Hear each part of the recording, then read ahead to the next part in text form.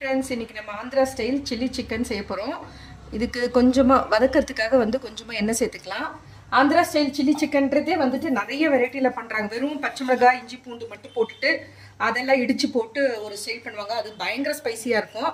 இதுக்கு நான் ஒரு பெரிய வெங்காயம், சின்னதாக இருந்தால் 2 போட்டுக்கோங்க. ஒரு பெரிய வெங்காயம் கட் பண்ணி வச்சுருக்கேன்.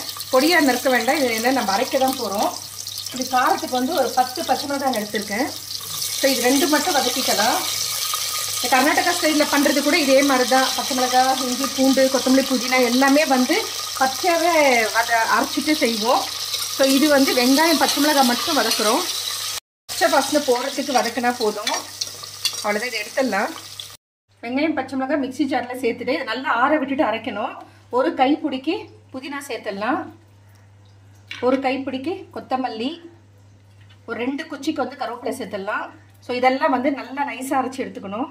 நல்லா ஆற விட்டுட்டு கொஞ்சமாக தண்ணி தெளிச்சுட்டு நைஸாக அரைச்சி எடுத்தாச்சு. அதுக்கு நான் அதே பேனில் செஞ்சிட்ருக்கேன். ஸோ அதனால தான் கொஞ்சம் காஞ்ச மாதிரி இருக்குது பாருங்கள் கலரு. வெங்காயம் அதே மாதிரி ஒரு பெரிய வெங்காயம் நீல வாக்கில் கட் பண்ணி வச்சுருக்கேன். ஸோ இதை சேர்த்துட்டு வதக்கிக்கலாம். வெங்காயம் நல்லா வதங்கணும். குக்கர்லேயே செஞ்சுட்டா கொஞ்சம் சீக்கிரம் வேகும். அதனால தான் நீங்கள் கடாயில் கூட செஞ்சுக்கலாம். கொஞ்சம் டைம் எடுக்கும், அவ்வளோதான் வேகிறதுக்கு. வெங்காயம் சேர்த்துட்டு தக்காளி, அதே மாதிரி ஒரு தக்காளி, பெரிய தக்காளியாக கட் பண்ணி வச்சுருக்கேன். ஸோ அதையும் வதக்கிடலாம். வதங்கும் போதே 1 ஸ்பூனுக்கு இஞ்சி பேஸ்ட்டு, 1 ஸ்பூனுக்கு பூண்டு பேஸ்ட்டு சேர்த்துட்டு இதுவும் பச்சை வாசனை போகிற வரைக்கும் வதக்கிக்கோங்க. குக்கரில் செய்கிறதுனால ரொம்ப டீப் ஃப்ரையெல்லாம் பண்ண வேண்டாம் வெங்காயம் தக்காளியெல்லாம். ஸோ காரத்துக்கு நம்ம ஆல்ரெடி 10 பச்சை மிளகாய் அரைச்சிருக்கோம். இன்னொரு 4 பச்சை மிளகாய் வதக்கிக்கலாம். அதே மாதிரி 2 குச்சிக்கு கருவேப்பிலை, இதையும் சேர்த்துட்டு வதக்கிடுங்க. ஸோ இதுக்கு தேவையான மசாலாலாம் நம்ம சேர்த்துடலாம். ஒரு 1/2 ஸ்பூனுக்கு மஞ்சத்தூள், தேவையான அளவு உப்பு சேர்த்துக்கோங்க. நான் ஒரு 1/2 kg சிக்கன் வாங்கியிருக்கேன். ஸோ அதுக்கு இது 1 ஸ்பூனுக்கு இருக்கும். கல் உப்பு சேர்த்துக்கிறேன். இதை சேர்த்துட்டு வதக்கிட்டு சிக்கன் சேர்த்துடலாம். சிக்கன் வாஷ் பண்ணி அந்த தண்ணி எடுத்துட்டு வச்சுருங்க. ஸோ இதை சேர்த்துட்டு கலந்து விடலாம். கொஞ்சம் அந்த பச்சை வாசனை போகிற வரைக்கும் வதக்கிக்கோங்க. சிக்கனு நல்லா வதங்கிடுச்சு. இதுக்கு 1 ஸ்பூனுக்கு கரம் மசாலா, ஒரு சின்ன ஸ்பூனுக்கு மிளகாத்தூளும் சேர்த்துக்கலாம். உங்களுக்கு காரம் ஜாஸ்தி தேவைப்பட்ட மிளகாத்தூள் சேர்த்துக்கோங்க.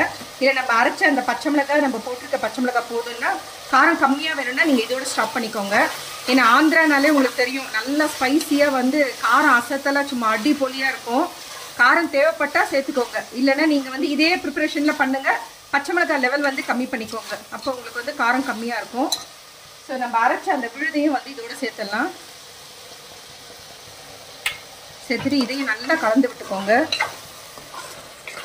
ஒரு 3 விசில் வச்சோன்னா குக்கரில் ஜம்முன்னு சிக்கன் நல்லா சாஃப்டாக பஞ்சு மாதிரி வந்துடும். வதங்கியாச்சு. நம்ம அரைச்ச அந்த ஜார்லேயே ஒரு சின்ன கிளாஸ்க்கு தண்ணி ஊற்றிருக்கேன்.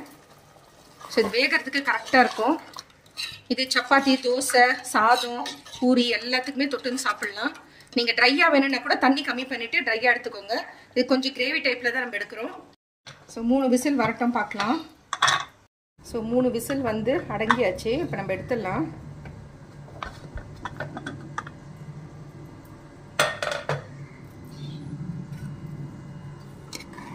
ஸோ நல்லா கமகமகமன் வாசனை சூப்பராக இருக்குது பாருங்கள். நான் சொன்ன மாதிரி நீங்கள் தண்ணி கம்மியாக ஊற்றிட்டிங்கன்னா நல்லா ட்ரையாக வரும். இது நம்ம ஒரு கிரேவி டைப்பில் எடுத்துருக்கோம். சாதத்தோடு பிசைஞ்சு சாப்பிட்டா வேறு லெவலில் இருக்கும். நான் பாத்திரத்தில் வச்சு காட்டுறேருங்க. ஸோ நம்மளுடைய Andhra style chilli chicken ready ஆகிடுச்சு. நல்லா அட்டகாசமாக இருக்குது. அந்த ஃப்ளேவரே அந்த வாசனை செம்மையாக இருக்குது. நம்ம ஜாஸ்தி எதுவுமே போடல, ஸ்பைசஸ்லாம் இருந்தாலும் நம்ம அரைச்சி விட்டு அதெல்லாம் பண்ணதுனால அருமையாக இருக்குது.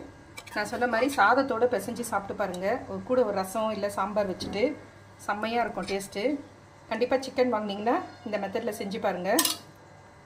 ஸோ நம்மளுடைய சில்லி சிக்கன் ரெடி ஆகிடுச்சு. இந்த வீடியோ பிடிச்சிருந்தால் லைக் பண்ணுங்கள். புதுசாக பார்க்குறவங்கள இருந்தால் சப்ஸ்கிரைப் பண்ணுங்கள். மறக்காமல் பெல் ஐக்கானை ப்ரெஸ் பண்ணுங்கள். அப்போ தான் நான் போடுற வீடியோ உடனுக்குடன் நோட்டிஃபிகேஷன் வரும். Thank you friends. Take care. Bye bye.